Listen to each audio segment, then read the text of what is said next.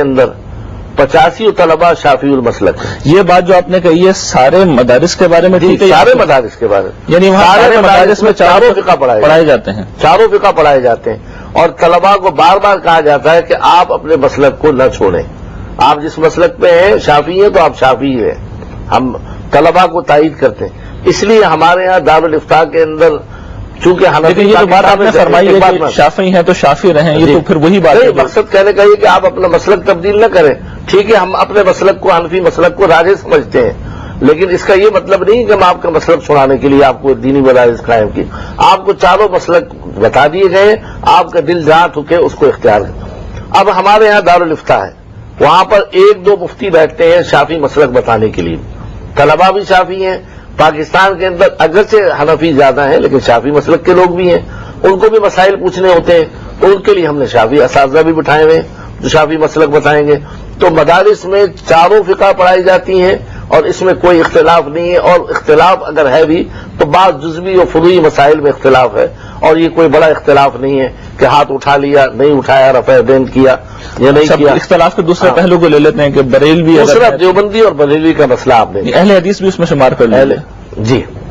اہل حدیث جو ہے وہ تو چاروں ائمہ سے مطلب کسی کی لیکن ہے تو دینی مدارس ان کے بھی ہوتے ہیں، بات تو یہ دیوبندی بریلوی اہل حدیث مسائل جو ہیں ہمارے ہاں جو اصل بڑے ادارے ہیں ان مسائل پر بالکل بحث نہیں کرتے۔ اب جامع بنوریہ ہے، ایک بات کر رہا ہوں، یا بنوری ٹاؤن ہے، یا دوسرے ادارے ہیں، وہاں پر خالص تعلیم دینی تعلیم دی جاتی ہے،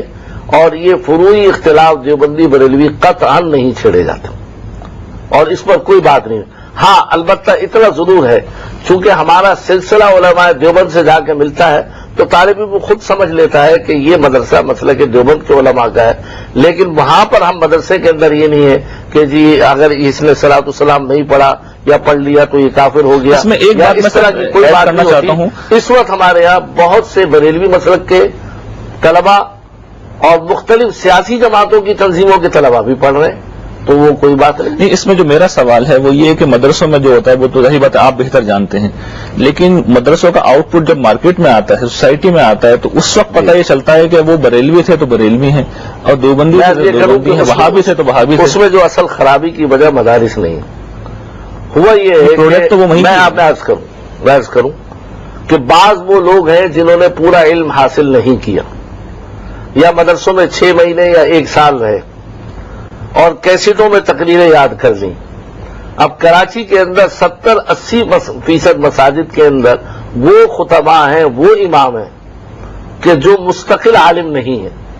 جنہوں نے 1 سال اور 2 سال پڑھا اور کوئی کیسٹیں سن لی، اور سننے کے بعد ان کے اندر ایک ذہن بنا لیا، اور اس کے مطابق چونکہ ان کے پاس علم تو ہے نہیں کہ جس پر وہ بات کر سکیں، تو پوری مسجد والوں کو اسی پر لگا کے رکھا کہ جی اس نے یہ نہیں پڑھا تو یہ کافر ہو گیا۔ لیکن پھر یہ کہ ان کے خلاف اور گورنمنٹ کو اسٹیپ لیتے اب آپ چاہیے کہ مدارس کی طرف سے یہ بات آتی ہے کہ بھئی علماء اکرام کو جو ہے نشانہ بنایا جا رہا ہے، یہ تو پھر آپ لوگوں کی طرف سے بات آنی چاہیے کہ انہیں کوئی سرٹیفکیٹ ملے نہیں۔ وہ بار بار کہہ چکے ہیں کہ مساجد میں جو ائمہ کا تقرر ہے، اب آپ ایک ہاسپٹل کھولتے ہیں اس میں تقرر کا معیار ہے کہ ڈاکٹر ہو، اس کی ڈگری ہو، لیکن مساجد کے اندر آپ چلے جائیں، آپ سروے کر لیں، زیادہ تر جس نے ٹوپی پہن لی، پگڑی باندھ لی، داڑھی بڑی رکھ لی اور تقریر اچھی کرنے لگا، چند کیسے یہ معیار ہے، وہ معیار ہے۔ اور پھر دوسری بات، مسجدوں کے اندر جو تقرر کرنے والے کمیٹیاں ہیں ان میں تمام وہ لوگ ہیں جو جاہل ہیں، ٹھیک ہے، مفتی صاحب کم از کم اس کے لیے حکومت کو چاہیے کہ کوئی قانون بنائے۔ میں کہتا ہوں فرقہ واریت جو ہے یہ حکومت خود کرواتی ہے، اگر یہ چاہے کہ علماء کونسل ہو، چلو ایک بریلوی مسلک کے علماء کی ہو، ایک دیوبندی مسلک کے علماء کی ہو، تاکہ مساجد کے اندر وہ کونسل تقرر کرے تو معلوم ہو کہ صحیح میں چاہتا ہوں اس موقع پہ جاوید صاحب کی رائے لوں۔ جاوید صاحب 2-4 باتیں اس وقت ابھی ہوئی ہیں، تو اس بارے میں آپ کی کیا رائے ہے؟ یہ ٹھیک ہے آبزرویشن لوگوں کا یا غلط ہے؟ دیکھیے اس میں بھی 2 پہلو ہیں۔ ایک تو یہ کہ جیسے مولانا نے بتایا بہت سے مدارس میں اب یہ چیز ہونے لگ گئی ہے کہ وہاں آپ ساری فقہیں پڑھا دیتے ہیں، لیکن یہ اب ہونے لگا ہے، اس سے پہلے یہ طریقہ نہیں رہا۔ اس سے پہلے تو حنفی مدارس میں حنفی فقہ پڑھائی جاتی تھی، اور امام شافعی کے اوپر تو عام طور پر تنقید ہی ہوتی تھی، یعنی ان کے نقطہ نظر کو مقابل میں رکھ کر یہ بتایا جاتا ہے۔ پہلے بھی ہندوستان کے سہارنپور اور دیوبند کے جتنے مدارس ہیں آپ اس کی تحقیق کریں، وہاں چاروں مسلک پڑھائے جاتے ہیں، اور بلکہ میں آپ کو بتاؤں حضرت مولانا شیخ الحدیث مولانا زکریا صاحب نے جو شرح لکھی ہے اوجز المسالک شرح موطا مالک، وہ امام مالک کی کتاب کی شرح لکھی، وہ ہے حنفی عالم، شرح کر رہے ہیں مالک کی کتاب کی۔ میں اپنی بات مکمل کر لوں تو میں یہ گزارش کر رہا تھا کہ یہ بالکل ٹھیک ہے، میں نے تو خود تائید کی اس بات کی کہ مولانا کے ہاں بھی اب بعض مدارس میں اس کا اہتمام ہونے لگا ہے، لیکن اس سے پہلے ہمارے ہاں یہ اہتمام اس درجے میں نہیں ہوتا تھا کہ تمام فقہا کو باقاعدہ طریقے سے پڑھایا جائے، ان کے اصول بتائے جائیں، یہ بتایا جائے کہ وہ کس طریقے سے دین پہ غور کرتے ہیں۔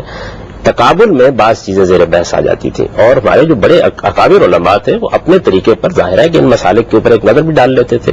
تو اس معاملے میں ترقی ہوئی ہے، بہتری بھی ہوئی ہے، اصلاح بھی ہوئی ہے۔ بہت سے مدارس اب میں جانتا ہوں ایسے قائم ہو گئے ہیں کہ جس میں ایسی کتابیں لوگ پڑھا رہے ہیں جن میں ساری فقہوں کے اوپر ایک نظر ہو جاتی ہے، یہ بالکل ٹھیک ہے اپنی جگہ، لیکن ظاہر بات ہے کہ ہمارے ہاں تقلید کے اصول کو عام طور پر مانا جاتا ہے۔ اہل حدیث کے علاوہ باقی ظاہر بات ہے کہ دیوبندی ہو، بریلوی ہو، دوسرے لوگ ہوں، وہ تقلید کو بطور ایک اصول کے مانتے ہیں۔ جب آپ تقلید کو بطور ایک اصول کے مانتے ہیں تو پھر آپ یہی تعلیم دیں گے ایک آدمی کو کہ اگر تم شافعی ہو تو تمہیں شافعی ہی رہنا چاہیے، اگر تم حنفی ہو تو تمہیں حنفی ہی رہنا چاہیے، مالکی ہو تو تمہیں مالکی ہی رہنا چاہیے۔ یہ تقلید کے اصول کا لازمی تقاضا ہے، یعنی اگر آپ کو گفتگو کرنی ہے تو اس اصول کی صحت اور عدم صحت پہ کر سکتے ہیں، لیکن جو لوگ اس اصول کو مانتے ہیں وہ یہی تعلیم دیں گے۔ یہ تو کسی حال میں بھی وہ اجازت نہیں دیں گے کہ ایک آدمی اگر حنفی ہے تو وہ اپنا مسلک تبدیل کر لے، کیونکہ مسلک کے تبدیل کرنے کے لیے تو پھر آپ کو استدلال پر رائے قائم کرنی ہوگی، تقلید کا اصول آپ کو اس کی اجازت نہیں دیتا۔ تو ہمارا جو اس وقت دینی علم ہے اس میں کم سے کم حنفی جتنے بھی مدارس یہاں موجود ہیں، شافعی مدارس میں بھی یہی صورتحال ہے، اسی طریقے سے باقی مدارس میں بھی اس میں تقلید کو بطور ایک اصول کے مانا بھی جاتا ہے، دینی اصول کے،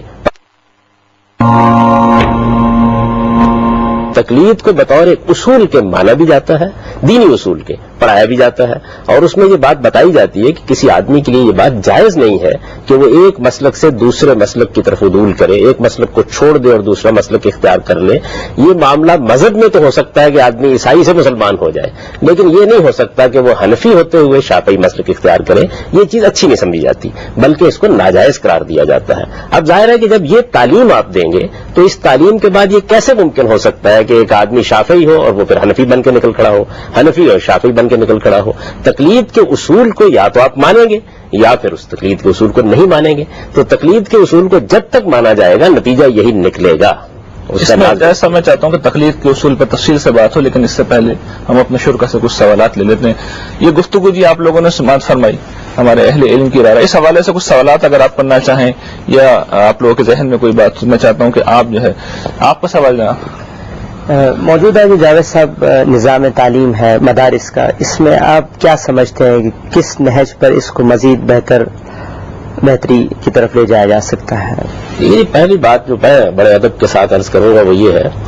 کہ دینی تعلیم اختصاصی تعلیم ہے۔ یہ ایسے ہی ہے جیسے آپ ایک آدمی کو ڈاکٹر بناتے ہیں، ایک آدمی کو انجینئر بناتے ہیں، اسی طریقے کی اختصاصی تعلیم آپ دین میں دیتے ہیں۔ اختصاصی تعلیم کے لیے میرے نزدیک یہ لازم ہے کہ اس میں پہلے براڈ بیس تعلیم دی جائے، عمومی تعلیم دی جائے۔ عمومی تعلیم بالکل ایسے ہی جس طریقے سے آپ ایک بچے کو ڈاکٹر بنانا چاہتے ہیں تو آپ ڈاکٹری کے کسی اسکول میں نہیں بھیجتے، آپ اسے عام تعلیم کے ایک مدرسے میں ڈالتے ہیں، وہ اس عام تعلیم میں 12 سال تک کم و بیش بہت سے مضامین پڑھتا ہے۔ 8ویں جماعت میں جا کر آپ کہیں اس کو یہ موقع دیتے ہیں کہ اگر اس میں انجینئرنگ میں جانا ہے تو چند مضامین کا اضافہ کر لیں یا چند مضامین دوسرے رکھ لیں۔ اسی نوعیت سے آپ دوسرے بہت سے نقطہ ہے نظر کو بھی اس میں اختیار کرتے ہیں۔ 12 سال کی براڈ بیس تعلیم کے بعد پھر ایک آدمی میڈیکل کالج میں جاتا ہے۔ میرا ذاتی احساس یہ ہے کہ ہمارے دینی مدارس میں بھی یہ اصلاح ہونی چاہیے، یعنی دینی تعلیم کی ابتدا 12ویں جماعت کے بعد کی جانی چاہیے، بالکل ایسے ہی جیسے آپ ڈاکٹری کی انجینئرنگ کی تعلیم کی ابتدا کرتے ہیں، تاکہ طالب علم خود فیصلہ کرے اس موقع کے اوپر مجھے دین کا عالم بننا ہے یا مجھے کوئی اور طریقہ اختیار کرنا ہے۔ پہلے 12 سال تک ہر حال میں آپ کو عمومی تعلیم دینی چاہیے۔ عمومی تعلیم کے مدارس میں آپ یہ کر سکتے ہیں کہ جس طرح بعض مدارس میں آپ پری انجینئرنگ کے طلبہ کو ایک کمبینیشن کہتے ہیں وہ اختیار کر لیں، اسی طرح پری میڈیکل کے طلبہ کو آپ کہتے ہیں کہ وہ چند مضامین اپنے ہیں دوسرے اختیار کر لیں، آپ ہیومینٹیز کے طلبہ کو یہ کہتے ہیں کہ وہ اس نوعیت کے مضامین رکھ لیں۔ تو آپ یہ کر سکتے ہیں کہ اپنے تمام مدارس میں جتنے بھی آپ کے دنیاوی علوم کے مدارس ہیں ان میں 8ویں جماعت کے بعد لوگوں کو اس بات کا حق دے دیں کہ وہ دینیات گروپ بھی اختیار کر لیں، اس میں عربی زبان اور بعض اس طرح کی بنیادی چیزیں ان کو پڑھا دیجیے جس کے بعد وہ اختصاصی تعلیم حاصل کر سکیں۔ اس کے نتیجے میں ہمارے ہاں دینی اور دنیوی تعلیم کی تفریق ختم ہو جائے گی، اور یہ میرے نزدیک ضروری ہے کہ ختم ہو جائے۔ یعنی دینی تعلیم اختصاص کے درجے میں ہونی چاہیے، جا کے جب 12ویں جماعت کے بعد देवबंदी अपने मदारिस कायम करें, बरेलवी अपने मदारिस कायम करें, तो और नुक्ता नजर के लोग डॉक्टर साहब की बात से मैं चाहता हूँ कि इनका सवाल ले लूँ पहले। तो एक आदमी जब दीनी मदरसे में दीनी तालीम ही हासिल करने के लिए आ रहा है, तो उसको फिर ये कहना कि जी वो 12 साल तक दुनियावी उलूम हासिल करे, फिर 12 साल वो आलिम है, 25 साल की उम्र में जाकर वो फारिग होगा। दुनिया के बाकी लोग आप ऐसे ही करते हैं। आप डॉक्टर बनाना चाहते हैं, तालिब इल्म को, मैं इनका जवाब पूरा हो जाएगा करूंगा, तो वो बात मैं दोनों बातें ले लेता हूँ। मैं चाहता हूँ बात अपनी पूरी कर लें, उसके बाद फिर मैं आपकी तरफ आ यानी जाऊँ। देखिए, मैं जो गुजारिश कर रहा मदारिस में हूँ, दीनी इख्तिसासी तालीम के लिए एक तालिब इल्म को आप डॉक्टरी के मदरसे में भेज दें, ये बिल्कुल खिलाफ अक्ल है। यानी उसको पहले अमूमी तालीम पानी चाहिए ताकि सोसाइटी से उसका ताल्लुक कायम हो, अमूमी मज़ामीन को वो सीख ले। मैं वो